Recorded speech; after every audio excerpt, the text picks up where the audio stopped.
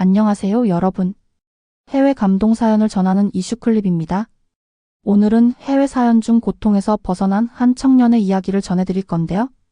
미국 애틀란타 한 청년이 19년 동안 22번의 수술과 평생 약 복용, 우울증까지 겪으며 삶의 희망을 잃어갈 때 그에게 나타난 놀라운 변화의 열쇠는 바로 태권도였는데요.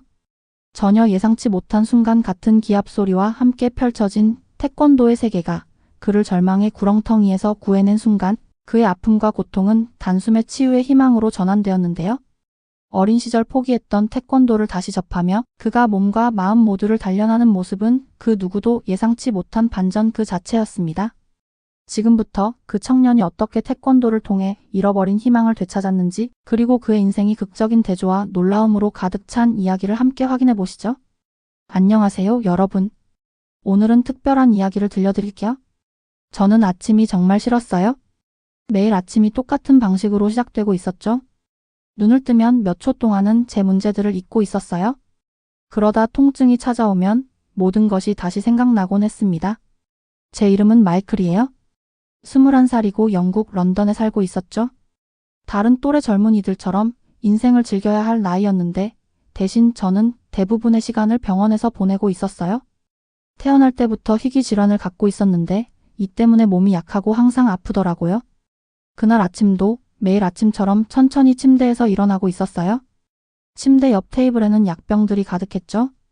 하나, 둘, 셋, 넷, 다섯. 5가지 다른 약들을 세어보고 있었어요. 물 한 잔과 함께 그 약들을 모두 먹었습니다. 제 방은 작지만 깔끔했어요. 벽은 그냥 하얀색이었죠. 포스터나 사진을 붙일 생각도 안 했어요. 뭐가 중요하겠어요? 친구들을 여기로 데려오지도 않았고 사실 친구도 별로 없었으니까요. 힘겹게 화장실로 가서 거울을 보고 있었어요. 창백한 얼굴의 눈 밑에는 다크서클이 짙게 내려앉아 있었죠. 더 이상 제 모습을 알아보기 힘들 정도였어요. 19년 동안 22번의 수술이라니 거울 속 제 모습에게 속삭이고 있었어요. 이게 어떤 삶인 거지? 의사들은 제가 살아있는 것만으로도 행운이라고 말했죠. 하지만 가끔은 전혀 행운처럼 느껴지지 않고 있었어요. 샤워하고 옷을 입은 후 창밖을 바라보고 있었습니다. 런던은 그날 회색빛이었고 비구름이 낮게 깔려 있었어요. 날씨가 제 기분과 딱 맞아떨어지고 있었죠. 사람들은 아래 거리에서 서둘러 일이나 학교로 향하고 있었어요.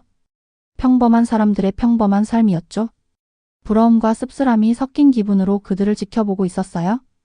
그때 휴대폰이 진동했어요. 물리치료 예약 알림이었죠. 한숨을 쉬며 재킷을 집어들었습니다. 병원은 버스로 30분 거리에 있었어요. 너무 많은 시간을 그곳에서 보내서 간호사들이 제 이름을 다 알고 있을 정도였죠. 물리치료실은 3층에 있었고 소독약과 땀 냄새가 섞여 있었어요. 제임스, 제 물리치료사가 기다리고 있었습니다. 키가 크고 친절한 미소를 가진 사람이었는데 제가 포기할 때조차도 절대 낙담하지 않는 사람이었죠. 오늘 기분이 어때요, 마이클? 제가 앉아 그가 물었어요. 항상 그렇듯이요, 대답했죠. 더 설명할 필요가 없었어요. 제임스는 제 상태에 대해 다 알고 있었으니까요. 우리는 평소 운동을 하고 있었어요. 움직일 때마다 아팠죠. 근육이 저항하고 관절은 마치 깨진 유리로 가득 찬 것처럼 느껴지고 있었어요. 그래도 계속했죠. 달리 선택할 게 있었나요? 세션이 거의 끝날 무렵 제임스가 내 앞에 앉았어요. 생각에 잠긴 표정을 짓고 있었죠. 마이클의 케이스에 대해 생각해봤어요. 그가 말했어요. 표준 물리치료가 도움이 되고는 있지만 내가 원하는 만큼은 아니네요. 고개를 끄덕였어요. 우리 둘 다 제 진전이 느리다는 걸 알고 있었죠. 뭔가 다른 걸 시도해 본 적 있나요? 제임스가 책상 서랍에서 다채로운 브로셔를 꺼내 내게 밀어주고 있었어요. 저는 그것을 집어들었어요. 브로셔에는 흰색 유니폼을 입은 사람이 일종의 발차기를 하는 모습이 있었고 맨 위에는 태권도 발과 주먹의 길이라고 적혀 있었죠. 태권도요? 제가 물었어요. 한국 무술을 시도해 보라는 말씀인가요? 제임스가 고개를 끄덕였어요. 이상하게 들릴 수 있지만 제 말을 들어보세요. 만성 질환을 가진 환자들과 함께 일하는 동료가 있어요. 그는 수정된 무술 훈련을 사용해서 좋은 결과를 얻고 있었어요. 이건 힘, 유연성, 그리고 정신적 집중력을 길러줍니다. 저는 브로셔를 쳐다보고 있었어요. 일반인들 옆에서 약하고 불쌍해 보일 어떤 수업에 참여하는 건 정말 하기 싫은 일이었죠. 게다가 전 항상 한국 무술에 대해 부정적인 감정을 가지고 있었어요. 어렸을 때 본 영상들에서는 엄격하고 가혹해 보였거든요. 그 모든 격식 있는 인사와 기합 소리가 차갑고 불친절하게 느껴지고 있었어요. 제게는 맞지 않는 것 같아요. 저는 브로셔를 밀어 돌려주고 있었어요. 그냥 생각이라도 해보세요. 제임스가 고집하며 다시 나에게 브로셔를 밀어주고 있었어요. 강사 피터는 사실 유럽인이에요. 그는 당신 같은 의학적 상태를 이해하고 있어요. 수업은 소규모이고 모두가 자신의 페이스로 진행합니다. 제임스를 기쁘게 하기 위해 브로셔를 주머니에 넣었어요. 하지만 전화할 생각은 전혀 없었죠. 집으로 돌아가는 버스 여행은 평소보다 더 길게 느껴지고 있었어요. 빗방울이 창문에 부딪히며 바깥 세상을 흐릿하게 만들고 있었죠. 제가 수년 동안 시도해본 모든 치료법들에 대해 생각하고 있었어요. 어떤 것도 진짜 차이를 만들지 못했죠. 이 태권도가 뭐가 다르겠어요? 그날 밤 잠을 이룰 수 없었어요. 통증이 평소보다 더 심했죠. 편안한 자세를 찾으려고 뒤척이고 있었어요. 새벽 3시쯤 포기하고 침대 옆 램프를 켰습니다. 태권도 브로셔가 내 침대 탁자에 있었어요. 그것을 집어 더 자세히 살펴보고 있었죠. 강사 피터의 사진이 있었는데 그는 친절한 눈을 가지고 있었어요. 브로셔는 건강 문제가 있는 사람들을 위한 특별 수업을 언급하고 있었죠. 잃을 게 뭐가 있나요? 제 삶은 이미 의사 진료와 약 복용 일정의 연속이었으니까요. 아마도 완전히 다른 것을 시도하는 것이 제가 필요로 하는 것일지도 모르겠다고 생각하고 있었어요. 떨리는 손으로 전화기를 집어 그 번호를 저장했어요. 바로 전화하진 않았어요. 하지만 오랜만에 통증과 좌절감 외에 다른 무언가를 느끼고 있었죠. 작았지만 그곳에 있었어요. 마이너스 호기심의 작은 불씨, 어쩌면 희망이라고 할 수도 있는 그런 감정이요. 아침이 되자 다시 거울 속 제 모습을 바라보고 있었어요. 같은 피곤한 얼굴이 저를 바라보고 있었죠. 하지만 제 눈에는 뭔가가 달라져 있었어요. 이제 거기에는 질문이 있었어요. 만약 제가 항상 피해왔던 이 이상한 한국 무술이 어떻게든 저를 도울 수 있다면 어떨까요? 만약 제가 편견을 가졌던 것이 바로 제가 필요로 하는 것으로 밝혀진다면 어떨까요? 저는 그 답을 알지 못했어요.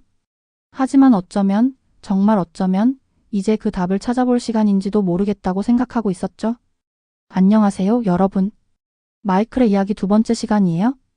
브로셔에 있는 전화번호로 연락할 용기를 내는데 저는 사흘이나 걸렸어요. 전화기를 집어들 때마다 두려움에 제 속이 꽉 조여오고 있었죠.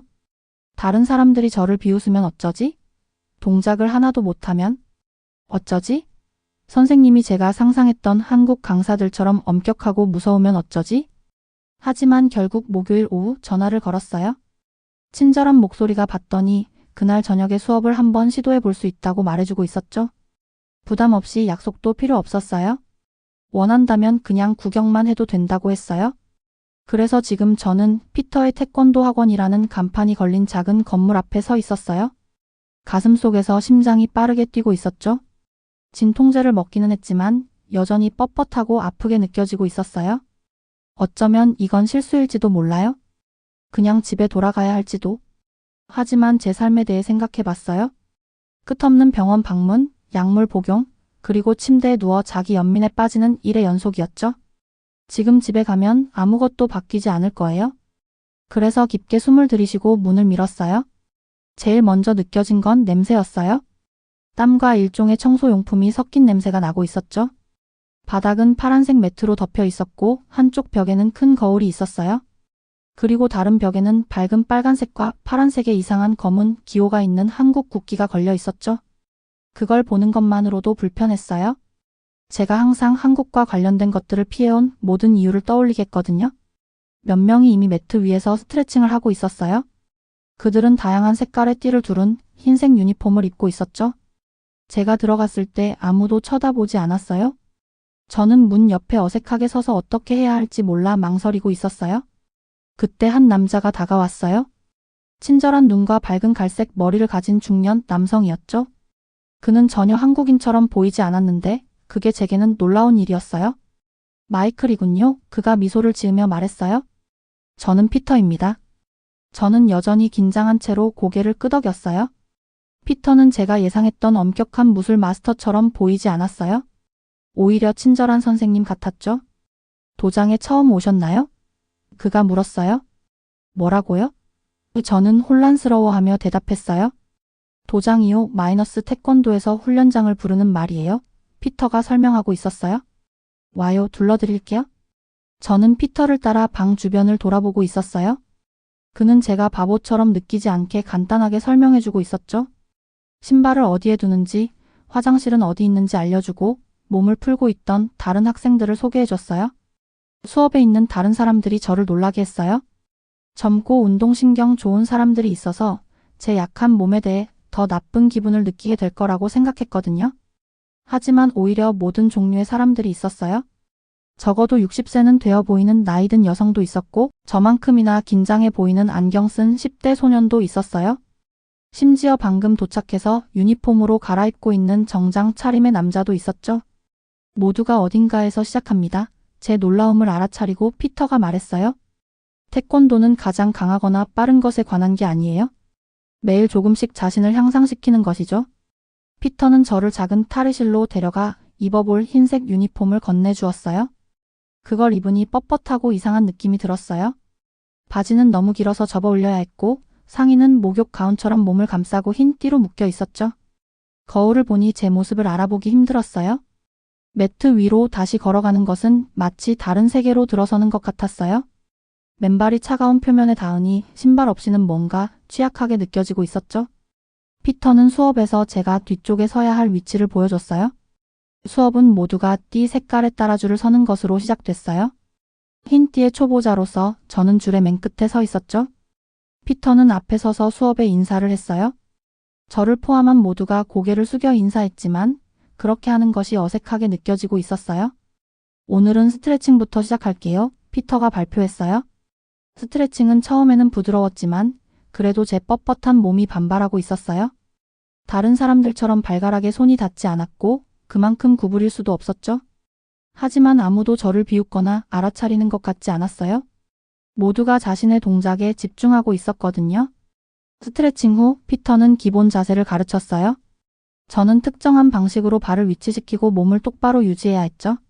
생각보다 어려웠어요. 자세를 유지하려는 노력에 다리가 떨리고 있었고 땀이 등을 타고 흘러내리며 얼굴이 노력으로 붉어지고 있었어요. 잘하고 있어요. 마이클 피터가 지나가며 조용히 말했어요. 호흡을 기억하세요. 저는 노력하느라 숨을 참고 있었다는 걸 깨달았어요. 천천히 숨을 내쉬며 피터가 보여준 대로 어깨를 편하게 하려고 노력했죠. 1시간이 끝날 무렵 온몸이 아프고 있었어요. 하지만 이건 제가 익숙한 것과는 다른 종류의 통증이었죠. 이 통증은 제 질병이 아니라 근육을 사용해서 오는 것이었어요. 그 안에는 뭔가 거의 만족스러운 것이 있었죠. 모두가 떠나기 시작할 때 피터가 저에게 다가왔어요. 어땠어요? 그가 물었어요. 저는 그 질문을 신중하게 생각해 봤어요. 힘들었어요. 저는 인정했어요. 하지만 흥미로웠어요. 피터가 미소 지었어요. 지금으로서는 그것만으로도 충분해요. 토요일에 다시 오고 싶으세요? 저는 내라고 고개를 끄덕이며 스스로를 놀라게 했어요. 불편함에도 불구하고 여전히 저에게 이질적으로 느껴지는 이상한 한국어 용어와 인사에도 불구하고 저는 다시 시도하고 싶었어요. 집으로 가는 길에 저는 뭔가 특이한 점을 발견했어요. 태권도 수업이 진행되는 1시간 내내 저는 동작을 배우는데 너무 집중한 나머지 제 병에 대해 잊고 있었더라고요. 60분 동안 저는 환자가 아니었어요. 그냥 다른 모든 사람처럼 학생이었을 뿐이었죠. 그날 밤 저녁 약을 먹으며 피터가 빌려준 유니폼을 바라보고 있었어요. 그것은 제 의자 위에 깔끔하게 접혀 있었죠. 흰색 천은 제 침실의 희미한 빛 속에서 빛나는 것 같았어요. 그것은 병원과 치료로 이루어진 제 평범한 삶과는 완전히 다른 무언가를 나타내고 있었어요. 저는 태권도가 제가 더 강해지는 데 도움이 될지 확신할 수 없었어요. 모든 한국 전통과 용어의 편안함을 느낄 수 있을지도 확신할 수 없었죠. 하지만 수년 만에 처음으로 저는 다음에 무슨 일이 일어날지 알고 싶어 호기심을 느끼고 있었어요. 잠에 빠져들면서 저는 이미 토요일 수업에 대해 생각하고 있었어요. 제 몸은 새로운 방식으로 피곤했고 마음은 어쩐지 더 맑아진 느낌이었죠. 분명 긴 여정이 될 터인데 오늘 밤에는 그 한 걸음이 의미 있게 느껴지고 있었어요. 안녕하세요, 여러분. 마이클의 이야기 세 번째 시간이에요. 제가 처음 태권도 수업을 받은 지 3개월이 지났어요. 얼마나 성실하게 수업에 참석했는지 제 자신도 놀라고 있었죠. 매주 2번 비가 오나 날이 좋으나 저는 흰색 도복을 입고 도장에 가고 있었어요. 단 한 번의 수업도 빠지지 않았죠. 제 몸은 여전히 강하다고 하기엔 멀었어요. 매일 아침 익숙한 통증과 함께 일어나고 있었고 여전히 약을 먹고 있었어요. 병원도 정기적으로 방문하고 있었죠. 하지만 뭔가가 변했어요. 제 안에 새로운 감정이 자라고 있었어요. 작지만 분명한 그 감정은 자부심이었죠. 오늘 허리에 흰 띠를 매면서 제 손이 예전만큼 떨리지 않는다는 걸 알아차렸어요. 숨쉬기가 더 깊고 고르게 되고 있었죠. 거울을 볼 때 제 얼굴에는 약간의 혈색이 도는 것 같았어요. 도장으로 가는 길이 이제는 달라졌어요. 인도의 모든 균열, 가는 길목의 모든 상점, 창문을 기억하고 있었죠. 모퉁이 가게 주인은 제가 지나갈 때 손을 흔들어 줬어요. 그는 제가 흰 도복을 입고 정기적으로 다니는 걸 알아차렸던 거죠. 이 작은 일과가 제 인생의 중요한 부분이 되어 있었어요.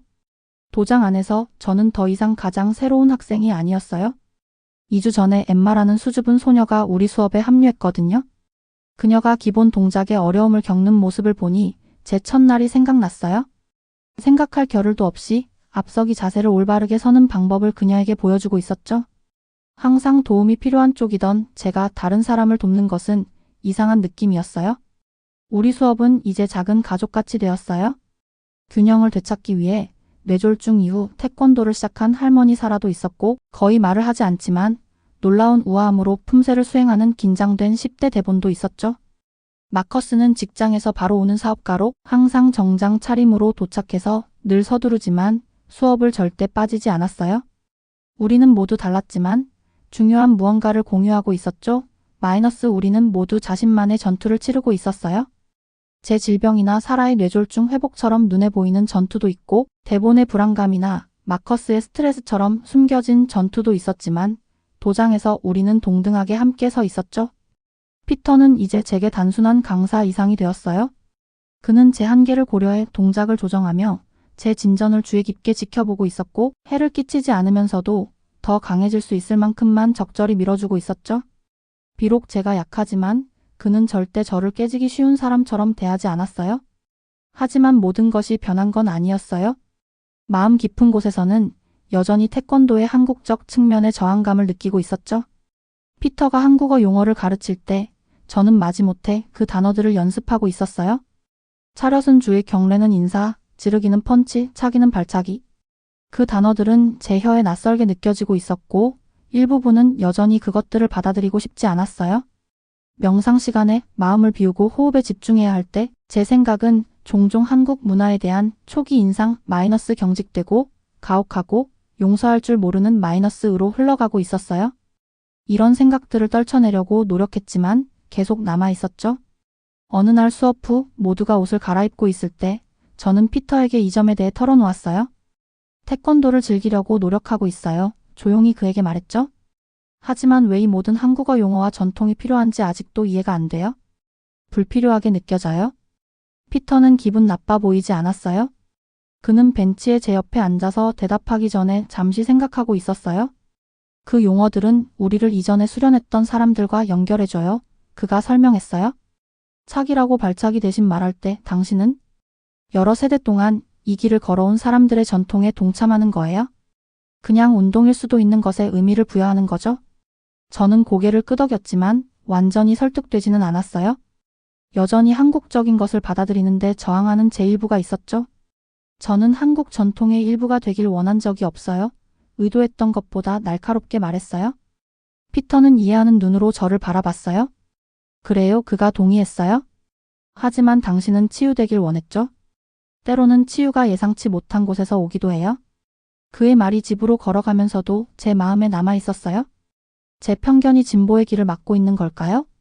한국 문화에 대한 저항이 태권도의 혜택을 완전히 받는 것을 방해하고 있는 걸까요? 가장 큰 시험은 일주일 후에 왔어요. 피터가 도장 내에서 작은 토너먼트를 발표했거든요. 각 학생이 모두 앞에서 패턴 -1년의 동작들 -을 시연하는 거였죠. 그 생각만으로도 두려움에 제 위가 꽉 조여왔어요. 다른 사람들 앞에서 시연한다는 것은 모든 시선이 저에게, 제 약점에, 제 불완전한 동작에 쏠린다는 의미였으니까요. 그날 밤 저는 침대 위 천장을 몇 시간 동안 바라보고 있었어요. 예전에 마이클이라면 지금 포기했을 거예요. 참가하지 않을 핑계를 만들고 자기 연민의 껍데기로 다시 물러났겠죠. 질문은 이거였어요. 저는 여전히 그런 사람인가요? 토너먼트 아침, 저는 떨리는 손으로 도복을 싸고 있었어요. 도장으로 가는 버스에서 집으로 돌아가려고 생각하며 거의 잘못된 정류장에서 내릴 뻔했어요. 하지만 어떻게든 제 발이 저를 앞으로 이끌었죠. 탈의실에서 대본이 제 옆에 서 있었어요. 그의 얼굴은 창백했고 손은 저보다 더 심하게 떨리고 있었어요. 토할 것 같아요. 그가 속상이었어요. 그가 말하는 걸 들은 몇 안 되는 때 중 하나였죠. 그럼 왜 이걸 하려고 해요? 제가 물었어요. 대본은 자기 발을 내려다 봤어요. 제가 무서워하기 때문이에요. 그가 간단히 말했죠. 그리고 피터 선생님은 우리가 두려운 것에 맞설 때 성장한다고 말씀하셨어요. 그의 말이 저를 강하게 때렸어요. 제가 지난 3개월 동안 해온 것이 바로 그거 아닌가요? 제가 두려워하는 것에 맞서는 것? 제 이름이 불렸을 때 저는 매트 위로 걸어갔어요. 방이 갑자기 조용해지고 너무 밝게 느껴졌죠? 모두가 지켜보고 있었어요. 피터, 사라, 마커스, 데본, 엠마, 그리고 제가 알게 된 다른 사람들까지. 깊게 숨을 들이쉬고 패턴을 시작했어요. 제 동작은 완벽하지 않았어요. 한 번 돌 때 균형이 흔들렸고 제 펀치는 더 경험 있는 학생들의 힘이 부족했죠. 하지만 그 2분 동안 저는 제 몸을 미워하지 않고 온전히 제 몸 안에 존재하고 있었어요. 저는 환자가 아니었어요. 저는 훈련 중인 무술가였죠. 끝내고 인사했을 때 박수는 진심으로 느껴졌어요. 피터의 미소는 자랑스러워 보였고 제 안에서 무언가가 변했어요. 한국어 용어들, 인사, 정형화된 동작들 마이너스 아마도 그것들이 그저 빈 전통이 아닐지도 몰라요. 아마도 그것들은 제가 이 순간에 힘을 찾도록 도와준 도구일지도 모르죠. 다른 사람들이 패턴을 시연하는 것을 지켜보면서 저는 매우 오랜만에 느끼지 못했던 것을 느꼈어요. 마이너스 어딘가에 속해 있다는 느낌이었죠. 작은 런던 도장에서 고대 한국 무술을 연습하는 다양한 배경을 가진 이 이상한 사람들의 모임은 제 공동체가 되어 있었어요. 집으로 가는 길에 저는 제 한계가 아니라 어떻게 앞서기 자세를 향상시킬지에 대해 생각하고 있었어요. 처음으로 저는 뒤가 아니라 앞을 바라보고 있었죠. 가장 큰 적은 피터도 다른 학생들도 심지어 한국 전통도 아니었어요. 가장 큰 적은 항상 저 자신이었어요. 마이너스 제 두려움, 제 편견, 제 포기하려는 의지였죠. 오늘 저는 그 적에 맞섰어요. 그리고 매우 오랜 시간 만에 처음으로 저는 이겼습니다. 안녕하세요, 여러분. 오늘은 제가 태권도장에 처음 발을 디딘 지 6개월이 지난 이야기를 들려드릴게요.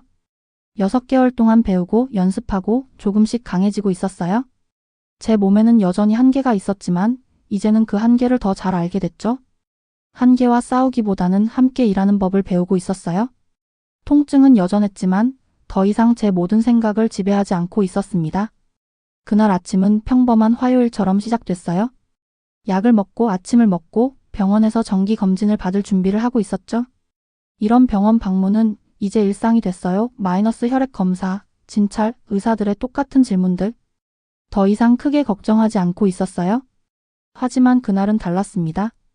의사 선생님이 제 검사 결과를 보면서 심각한 표정을 짓고 있었어요. 앉으라고 하시는데 심장이 빠르게 뛰기 시작했죠.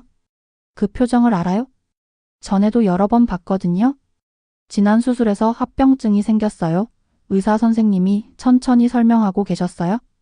다시 수술을 해야 할 것 같아요. 그 말이 마치 실제로 맞은 것처럼 저를 강타했어요. 또 다른 수술. 23번째 수술이었죠. 제가 막 진전을 보이고 있다고 생각했을 때, 막 인생이 조금 더 밝아지기 시작했을 때였는데요. 그 후에 뭐라고 말씀하시는지 거의 듣지 못했어요. 일정 조정이랑 준비에 대한 내용이었던 것 같아요. 제 머릿속은 한 가지 생각에 사로잡혀 있었죠. 태권도에서 열심히 노력한 모든 것이 물거품이 될 수도 있다는 생각. 다시 처음부터 시작해야 할지도 모른다는 생각. 또다시 집으로 돌아오는 버스 안에서 저는 무감각함을 느끼고 있었어요. 도시가 흐릿한 회색으로 지나가고 있었죠. 피터한테 전화해서 수업에 못 간다고 말해야 했지만 그럴 수가 없었어요. 아직은 집에 돌아와서 저는 침대 가장자리에 앉아 옷장 문에 걸린 하얀 도복을 바라보고 있었어요. 더 이상 완벽하게 하얗지 않았죠. 마이너스 모든 연습의 흔적이 보였어요. 모든 얼룩과 주름은 제가 노력해서 얻은 것들이었죠. 그걸 보니 예상치 못하게 눈물이 나고 있었어요. 수술은 다음 주로 예정됐어요. 수술 전 검사와 서류 작업으로 시간이 빠르게 지나갔죠. 태권도에는 가지 않았어요. 도장 사람들에게 전화하지도 않았고요. 저는 병원과 질병이라는 예전 세계로 다시 물러나고 있었습니다. 수술 당일 아침 부모님이 함께 계셨어요. 밝게 보이려고 노력하셨지만 눈빛에서 걱정이 보이고 있었죠. 너무 많이 겪어오셨으니까요. 우리 모두 다 그랬어요. 마취가 효과를 내기 전 마지막으로 기억나는 건 이상한 생각이었어요. 완벽한 돌려차기를 하는 꿈을 꾸고 있었죠. 깨어났을 때 통증이 심했어요. 태권도 통증과는 달랐죠. 살이 잘리고 뼈가 흔들린 날카롭고 화난 듯한 통증이었어요. 회복실은 장비들의 삐소리 외에는 조용했어요. 간호사가 재활력 징후를 확인하고 IV를 조절하고 있었죠. 병원에서의 날들은 서로 섞여 있었어요. 잠, 통증, 약, 의사들의 짧은 방문. 제 몸이 다시 저를 배신하는 것 같았어요. 지난 몇 달 동안 쌓았던 모든 힘이 하룻밤 사이에 사라진 것 같았죠. 반쯤 깨어있던 순간 도장에 대한 선명한 기억이 떠올랐어요. 매트 냄새, 발이 일제 움직이는 소리, 피터 선생님의 차분한 목소리로 지시하는 소리. 꿈속에서 저는 완벽한 품새를 수행하고 있었고 제 몸은 강하고 반응이 좋았어요.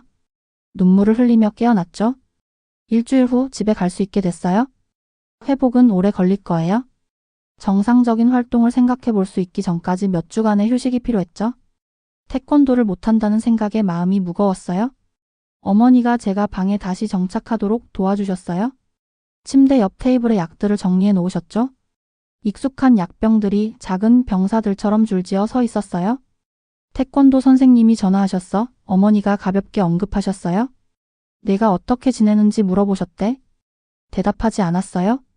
한편으로는 피터 선생님이 저를 기억해 주셔서 감동했지만 또 다른 한편으로는 씁쓸했어요.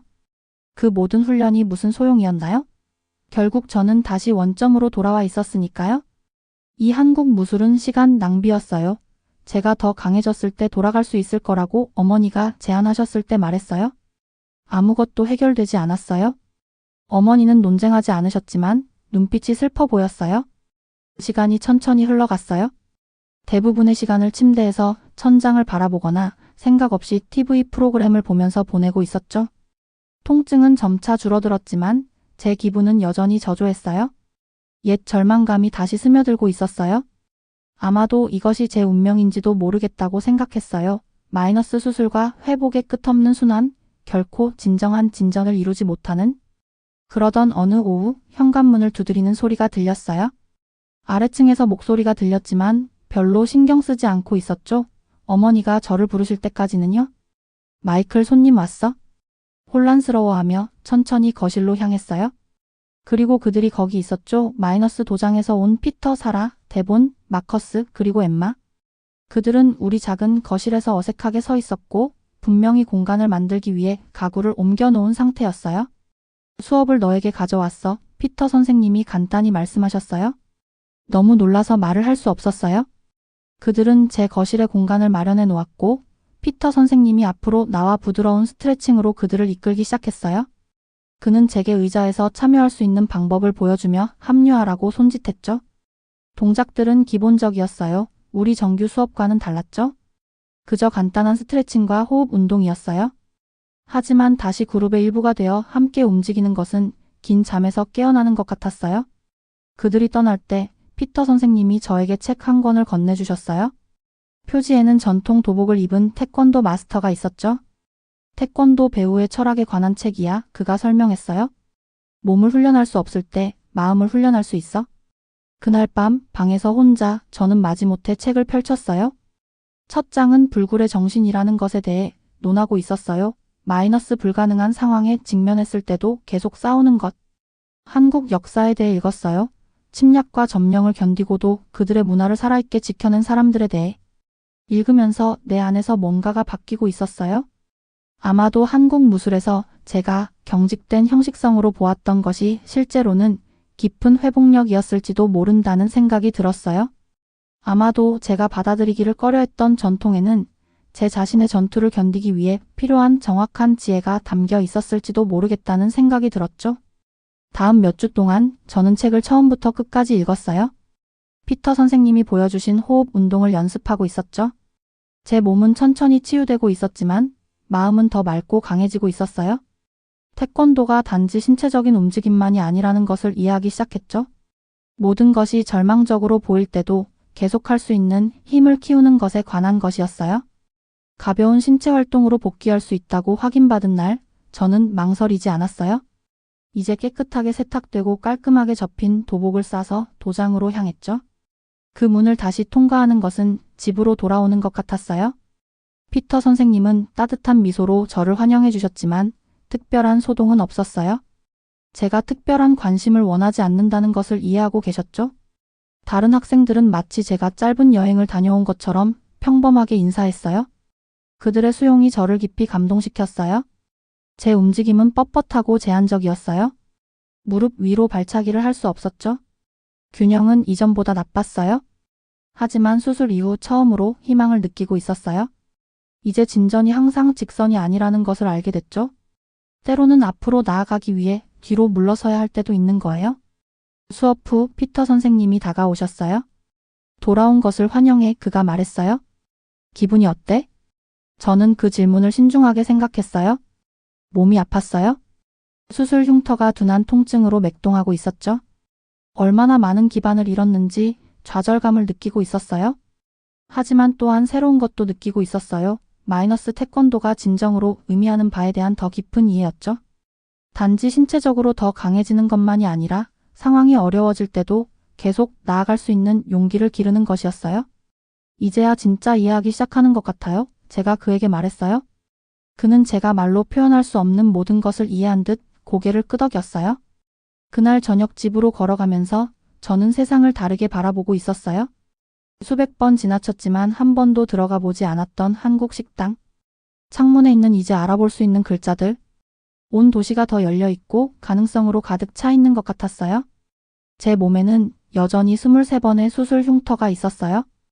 여전히 매일 약을 복용하고 있었죠. 하지만 더 이상 제가 할 수 없는 것에 의해 정의되지 않았어요.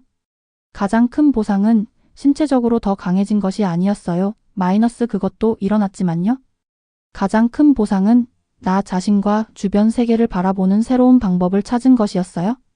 그리고 그것은 가장 예상치 못한 곳에서 왔어요. 마이너스 제가 한때 빈 전통에 불과하다고 무시했던 한국 무술에서요. 피터 선생님의 태권도장에 처음 발을 들인 지 1년이 지났어요. 배우고 넘어지고 일어서고 다시 시도하는 1년이었습니다. 수술과 회복, 그리고 천천히 제 힘을 다시 키워나가는 1년이었죠. 돌이켜보면 예전에 제 모습을 거의 알아볼 수 없어요. 화가 나 있고 절망적이고 한국 관련된 모든 것에 대한 편견으로 가득 차 있었던 그 사람을요. 오늘은 특별한 날이에요. 제 침실에 서서 한때 너무 이상하게 느껴졌던 흰 도복을 조심스럽게 입고 있었어요. 손가락으로 지난달에 딴 노란 띠의 가장자리를 따라 쓸고 있었죠. 더 이상 흰색이 아니었어요. 작은 변화지만 수많은 시간의 노력을 나타내는 변화였어요. 제가 배운 모든 동작, 모든 자세, 모든 한국어 용어는 제 질병과 편견에 대한 작은 승리였죠. 아침 햇살이 창문을 통해 들어오는 동안 피터 선생님이 가르쳐 주신 호흡 운동을 연습하고 있었어요. 들이쉬고 내쉬고 천천히 꾸준하게요. 이제 제 폐는 완전히 채워지고 있었어요. 자신의 몸을 두려워하는 사람의 얕은 숨이 아니라요. 통증은 여전히 있었어요. 항상 그럴 거예요. 하지만 이제는 달랐어요. 적이 아니라 동반자였죠. 오늘 저는 노란띠의 초록줄을 위한 심사를 볼 거예요. 높은 등급은 아니지만 제게는 절대 오를 수 없을 것 같았던 삼봉우리였어요. 가방을 조심스럽게 싸고 있었죠. 물병, 수건, 이제 성실하게 기록하는 한국어 용어 노트북. 가방 바닥에는 피터 선생님이 제 회복 기간 동안 주셨던 철학책이 있었어요. 그 페이지들은 귀퉁이가 접혀 있고 표시되어 있었어요. 제 여정의 지도와 같았죠. 오늘 도장으로 가는 길은 달랐어요. 모퉁이에 있는 벚나무가 꽃을 피운 것을 알아챘어요. 분홍색 꽃잎들이 부드러운 비처럼 떨어지고 있었죠. 벚꽃이 한국 문화에서도 중요하다는 것을 읽은 적이 있었어요. 아름다움과 삶의 덧없음의 상징이라고요. 1년 전이었다면 이런 것을 감상적인 헛소리라고 무시했을 거예요. 오늘 저는 꽃들을 감상하기 위해 멈추었어요. 도장 안에서 모든 것이 익숙했어요. 깨끗한 매트.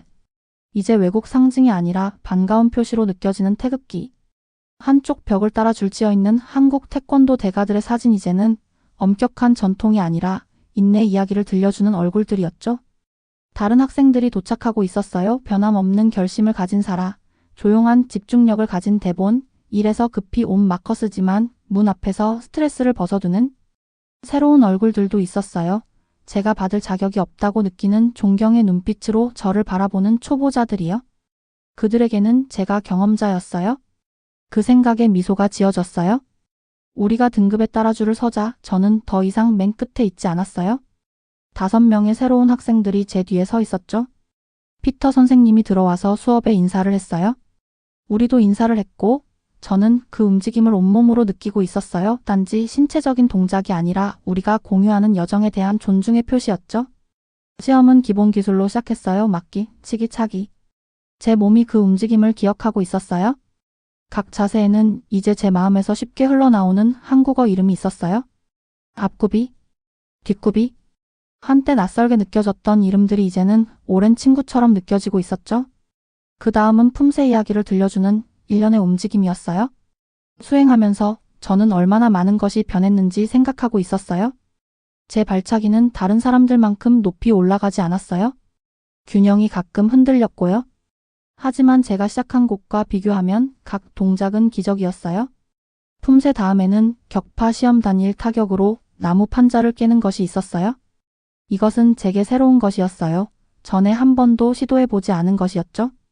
나무 판자가 피터 선생님의 손에서 불가능할 정도로 단단해 보이고 있었어요. 1년 전이었다면 저는 이것이 그저 보여주기 위한 것이라고 생각했을 거예요. 판자, 격파, 실제 목적 없는 빈 전시회라고요. 이제 저는 이것이 집중, 헌신, 그리고 자신을 믿는 것에 관한 것임을 이해하고 있었어요. 한국인들이 기라고 부르는 에너지를 완벽한 노력의 단일 순간으로 집중시키는 것에 관한 것이었죠. 자세를 잡았어요. 방이 조용해졌고요. 저는 호흡에 집중하고 마음을 가다듬고 제 손이 판자를 통과하는 것을 시각화했어요. 그리고 타격했죠. 그 소리가 도장 전체에 울렸어요. 판자가 깨끗하게 부러졌어요. 잠시 동안 저는 다른 사람들만큼이나 놀라고 있었어요. 그런 다음 기쁨이 저를 가득 채웠어요. 수년간 느끼지 못한 순수하고 어린아이 같은 행복이었죠.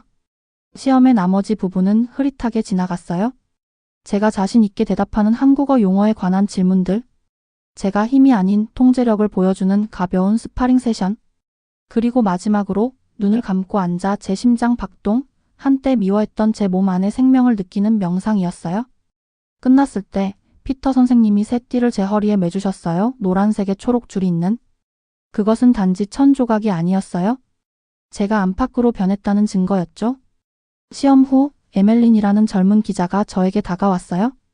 그녀는 만성질환에 대한 대체 요법에 관한 기사를 쓰고 있었어요. 피터 선생님이 그녀에게 제 이야기를 했을 거예요. 그녀는 제가 몇 가지 질문에 대답하는 것을 꺼리지 않는지 물었어요. 1년 전 당신의 상태에 있는 사람에게 뭐라고 말하겠어요? 그녀가 물었어요. 희망을 잃은 사람에게요? 대답하기 전에 신중하게 생각했어요. 치유가 항상 당신이 예상하는 방식으로 오는 것은 아니라고 말하고 싶어요. 때로는 당신이 피하고 있던 바로 그것 속에 쌓여 있기도 하죠. 그날 저녁 방으로 돌아와서 저는 거울 앞에 서 있었어요. 저를 바라보고 있는 사람은 치유된 것이 아니었어요. 여전히 제 상태가 있었어요. 여전히 약을 복용하고 있었고요. 여전히 통증이 압도적인 나쁜 날들이 있었죠. 하지만 저는 더 이상 제 질병만이 아니었어요. 저는 태권도 학생이었어요. 저는 넘어져도 일어나는 사람이었죠. 저는 자신을 낮추기 위해서가 아니라 여정과 그것을 공유하는 사람들에 대한 존중으로 인사하는 법을 배운 사람이었어요. 제 벽에는 작은 태극기가 걸려 있었어요. 첫 번째 띠 시험 후 피터 선생님이 주신 선물이었죠. 그 옆에는 우리 수업의 액자에 넣은 사진이 있었어요. 우리의 차이점에도 불구하고 모두 웃고 모두 소속감을 느끼는. 이것들은 단지 장식이 아니었어요. 제가 얼마나 멀리 왔는지를 상기시키는 것들이었죠. 저는 조심스럽게 도복을 접어 내일 수업을 위해 의자 위에 놓았어요. 제 손가락이 천에 머물렀어요. 한때 저는 이 유니폼을 이해하고 싶지 않았던 문화의 상징으로 봤어요. 이제 그것은 저를 절망에서 희망으로 건너게 도와준 다리를 나타내고 있었죠. 잠자리를 준비하며 저는 한국어로 저녁 약을 세고 있는 저를 발견했어요. 하나, 둘, 셋. 그 깨달음의 미소가 지어졌어요. 제가 한때 거부했던 문화가 저의 일부가 되어 약이 결코 할 수 없었던 방식으로 저를 치유하고 있었죠. 내일 저는 도장으로 돌아갈 거예요. 진심 어린 존중으로 입구에서 인사할 거고요. 같은 길을 가는 친구로서 동료 학생들에게 인사할 거예요. 새로운 한국어 단어와 새로운 동작을 배울 거고요. 그리고 이 여정을 계속할 거예요. 제 한계에도 불구하고가 아니라 그것들과 함께요. 제 부활은 새로운 사람이 되는 것에 관한 것이 아니었어요. 예상치 못한 곳에서 힘을 찾고 제가 될 수 있는 사람을 제안했던 편견을 버리는 것에 관한 것이었죠. 때로는 우리가 저항하는 바로 그것이 우리에게 필요한 것을 정확히 담고 있다는 것을 발견하는 것에 관한 것이었어요. 잠에 빠져들면서 저는 더 이상 내일을 두려워하지 않고 있었어요. 수년 만에 처음으로 내일이 기대되고 있었죠. 그리고 그것이 아마도 가장 큰 변화였을 거예요. 지금까지 해외 사연 뷰투였습니다. 감사합니다.